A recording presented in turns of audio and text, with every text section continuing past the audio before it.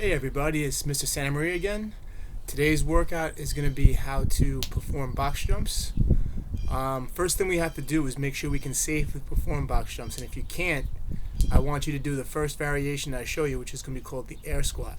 So when you do box jumps, make sure you have either a platform or a big step you can jump onto. The step must be at least as big as your foot. So when I go to this step right here, I put my foot on it, and my foot does fit, so I could actually do box jumps over here. So I'll be able to perform box jumps, but if I had my foot down here like this and I'm trying to jump on it, not very safe. So you gotta make sure the platform you're landing on has at least enough space.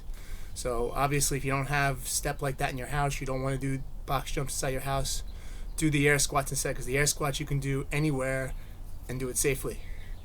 So with the air squats and the box jumps, you're going to be recruiting your quadricep muscles in the front of your leg and your hamstring muscles in the back of your leg. And as you can tell when you do them, you're going to notice that your heart rate's going to start increasing. So you're definitely going to get some cardiovascular benefits. So that's something to keep in mind when you're answering your Google form later on. What I'm going to do and demonstrate first is the air squat. With both box jumps and air squats, what you want to do is you want to make sure you're getting into a squat position, so you're really recruiting those leg muscles when you do the exercise. So with the air squat, which is your easiest variation, your feet are about shoulder width apart, your hands out in front of you for balance, and you're basically sitting down, pretending like there's an invisible chair behind you, and then you're popping back up. When you do this, make sure that your weight is on your heels, not on your toes. Make sure your knees are not crossing your toes, because then your heels will start coming up. That's how you know you're not doing them correctly. So have your weight on your heels, just come on down to 90 degrees and pop up, and try to do 10, because again, it's 5 sets of 10 today. So that's 4, 5.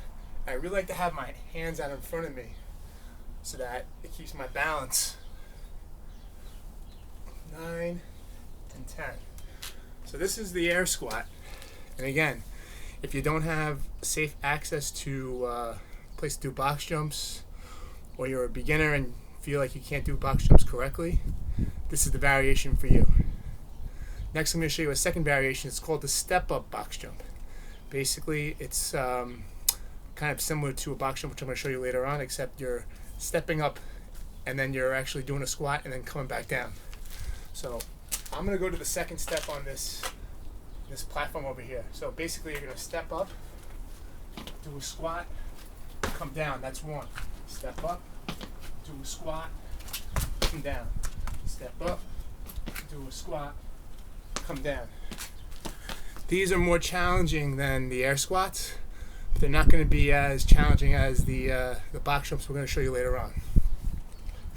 So the final variation we're going to do with box jumps today is the regular box jump. And again, the higher you make your box, the higher you make your step or your box, the more challenging the box jump is going to be. I normally do it on the second step here at this area, because it gives me a good enough workout. So again, what you want to concentrate on is getting that momentum, bringing your arms back and jumping up, and you want to land and then squat like this. Then come back down, jump up, land, and squat.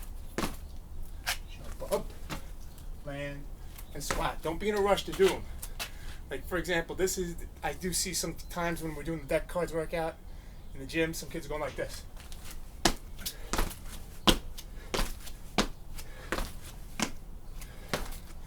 Now, that's really good for your cardiovascular system, but you're not getting that. You're not really working the quadriceps and hamstrings. It should be just like this.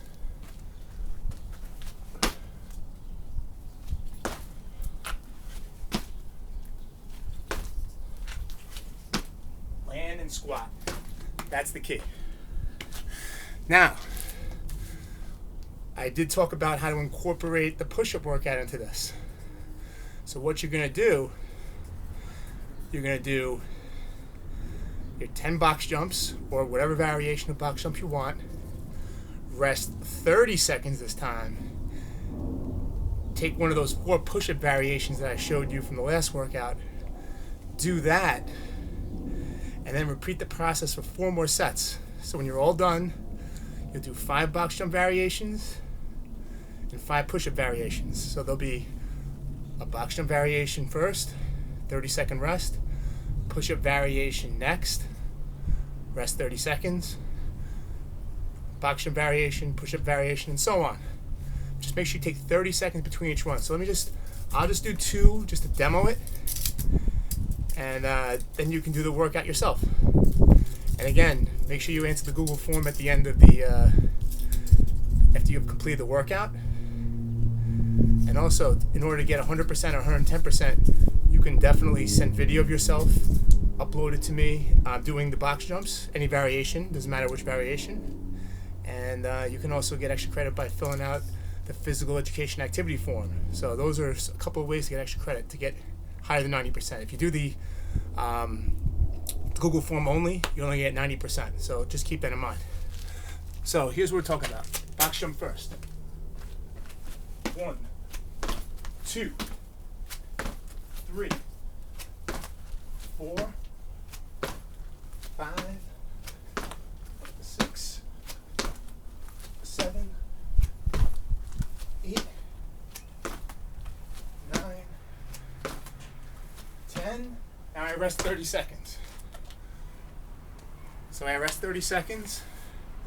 Then I'm gonna do my push-up variation, and I'm just gonna do regular push-up today. I could do the clappers, but I'm gonna do the push-up variation because I myself have a very hard workout for myself to do tomorrow, and I need to rest. So 10 push-ups. 1, 2, 3, 4, 5, 6, 7, 8, 9, 10. Okay. So I've done 1 push-up variation. Sorry, 1 box jump variation and 1 push-up variation. I do 4 more of that set we just saw. So 4 more box jump variations, 4 more push-up variations, and my workout's over. And again, if you have any questions, feel free to email me at Google Classroom. Good luck with the workout, and then after you're done with the workout, make sure you do your cool down.